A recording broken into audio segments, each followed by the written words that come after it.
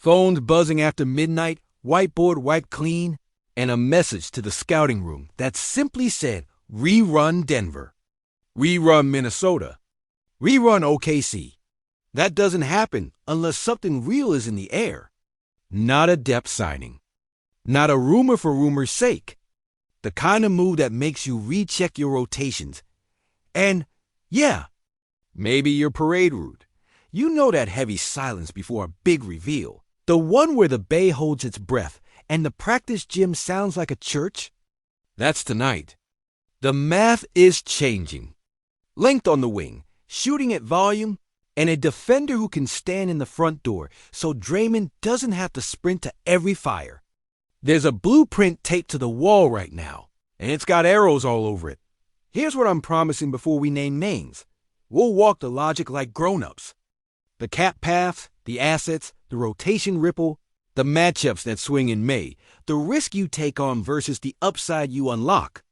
We'll look at what it means for Steph's usage curve, what it does to the split-action DNA, and why one precise addition can turn tough out back into favorite. Welcome back to Warriors News Fan Report, where we love this team like family and break down the game like a film room. If you live for late closeouts, smart cuts, and the sound of the chase center when a third-quarter avalanche starts, tap in, drop your thoughts, and ride with us. This community knows ball, and that's why we're here. Let's set the scene. The Warriors' identity has always been a harmony, Curry gravity plus motion plus 5-men-reading-the-same-sentence. When the corners are honest and the point of attack doesn't leak, everything looks brighter. Split actions bite, short rolls pop, back screens feel like traps. Last season, too many nights turned into a tug-of-war between ideas and personnel. The bones are still championship bones. The fixtures need tightening. The West is a size and length league now. You beat it by stacking reliable two-way wings who don't need the ball to matter, but punish you if you disrespect them. That's the one gap this roster has flirted with filling and never fully sealed. You don't need a new sun. You need another moon that pulls the tide the right way on both ends. And here's the practical part. The cleanest path sometimes isn't a simple handshake. It's a triangle. A facilitator opens space. The target team gets paid in picks and upside. And you get the piece that fits your puzzle without tearing out three others.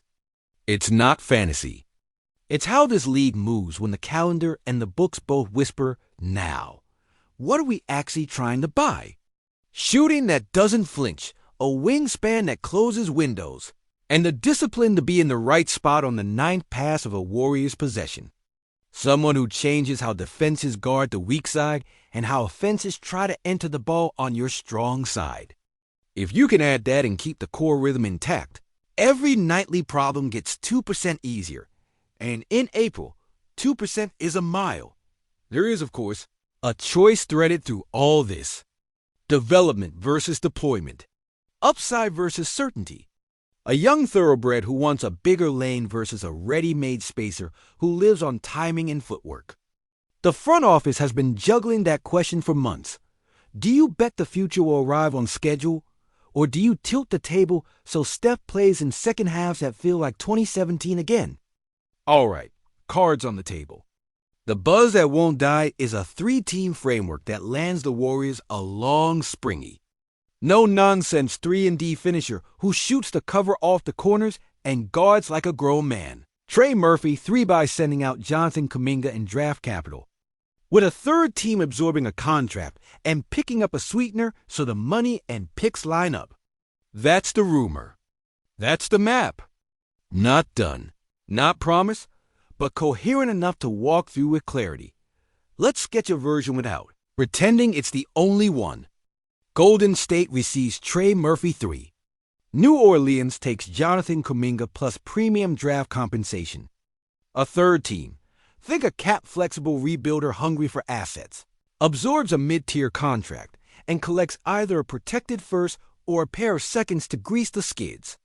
The numbers can be massaged different ways, but the spine stays the same. We trade springy creation upside for elite spacing and defensive accountability that translate today. Why Murphy? Because he doesn't break what we do. He speaks it. On offense, he lives in the footprints Steph and Draymond create: lift, slide, be ready, punish. Catch and shoot at real volume, a smooth 1-2 dribble counter when run off the line, and a willingness to screen, ghost, and rescreen that makes split action feel like a language again. On defense, the length closes down skip passes, the feet stay organized on chases, and the hands are quiet. He makes you honest on both ends without asking for ball-dominant touches. Drop him into our base packages and the geometry changes. Split on the left side. Draymond at the elbow, Steph setting the back screen, Wiggins diving, Murphy lifting from the corner. If the low man tags, it's a simple spray to a high 30s corner sniper. If they don't tag, it's a dunker's pocket. Spain in the slot? Murphy's a real back screen threat and an immediate pop target. You don't have to redraw the book. You just get to read it out loud again. What does it do for Steph? Everything subtle that matters. Fewer possessions where he's manipulating 2.5 defenders because help is living off a 33% corner. More two-man actions where Steph's gravity becomes points without him touching the ball twice. The best version of Curry has always been the one surrounded by players who turn his movement into math. Murphy is math. Defensively. Picture the playoff asks. Jamal Murray two-man dances? You need length that survives on ball and still can test the pull-up without overhelp. The Thunder's 5-out chaos? You need a wing who keeps the first line intact so Draymond and TJD aren't sprinting out of rotation. The Wolves' bully drives? You need size that takes a shoulder and still gets chest back in front. Murphy won't erase everything. He raises the floor on a lot. Let's face the hard part, the cost. Trading Kuminga would hurt, both in the heart and on the highlight reel. He's lightning in a bottle, and when the bottle tips over, arenas tilt. But upside in a lab isn't the same as advantage on a Tuesday in Denver. The staff's job is to win the Western Conference, not a dunk contest. If the internal calculus says Murphy's reliability plus fit yields more playoff wins than Kuminga's ceiling within our timeline, you have to listen. About that third team. Think of organizations positioned to trade cap relief for picks and player control. They help root a deal like this because they're paid to rent their flexibility. In return, they get a young piece or draft capital, and they're on their way. That's not fantasy. That's how three-team deals function when everyone acts in their own interest and nobody asks for a unicorn. Cap mechanics without the snores. You match salaries. You preserve the tools you need for future moves. And you don't hamstring yourself on the back end.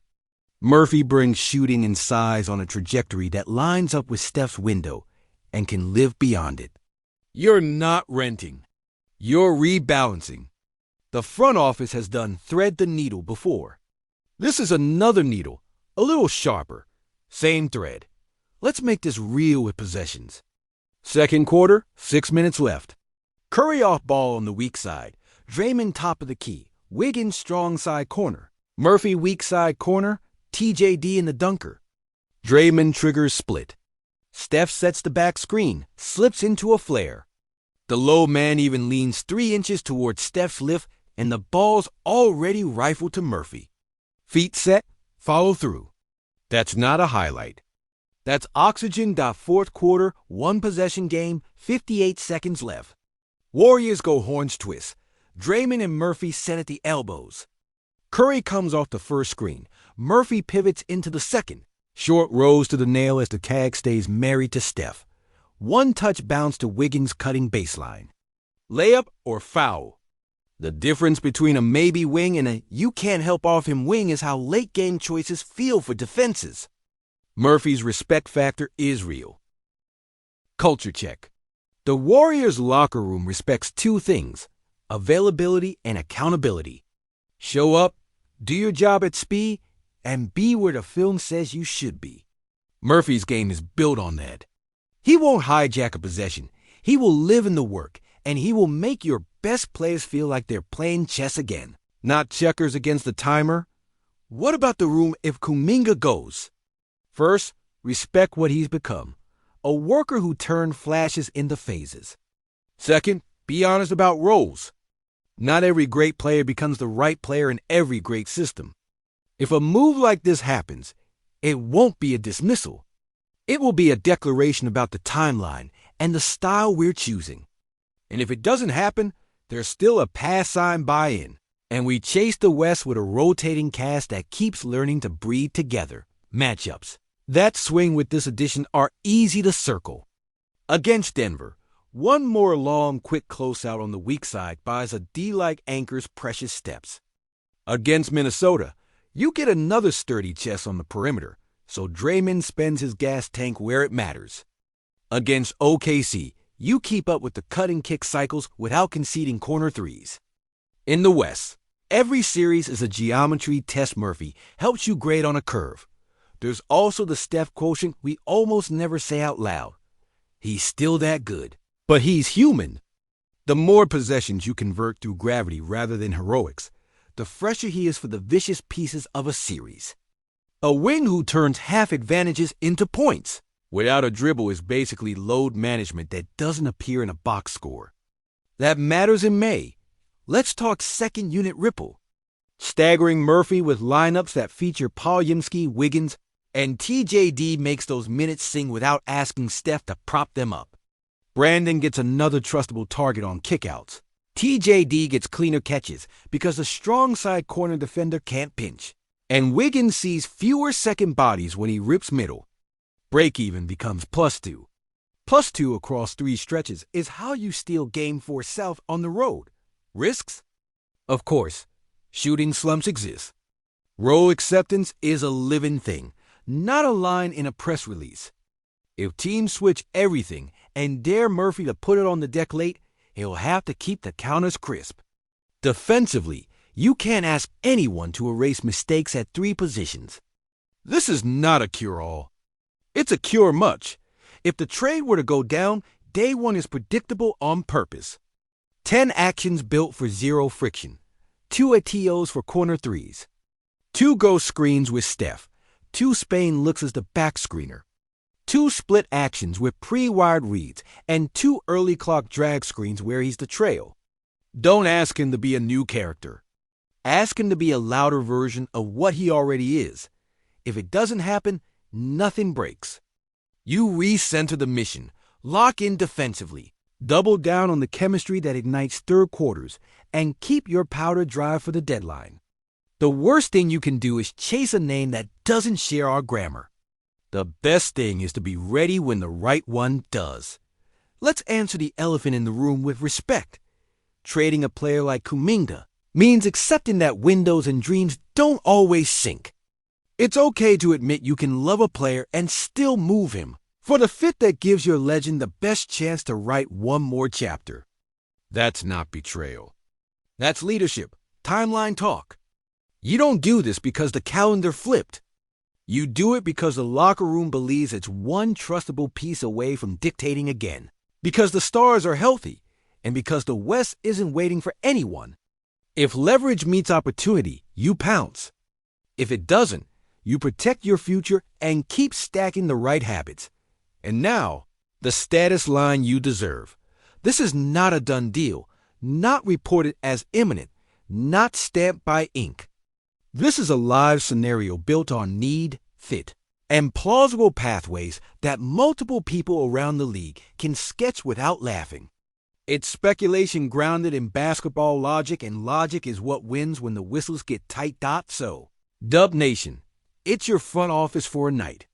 If the ask is Kuminga and significant picks for a wing who shoots, guards, and fits, are you in? Where do you draw the line on protections? Which facilitator team would you loop in? And what's the sweetener you'd actually be willing to include? Drop your frameworks below with specific salary, years, protections. Sharpen the case. My personal take. If the price is steep but sane, and the structure preserves the rotation spine, I'd pull the trigger because putting a high-trust, high-gravity wing next to Steph, Draymond, and Wiggins is the clearest way to turn good basketball back into winning basketball when the game slows down. This is a speculation.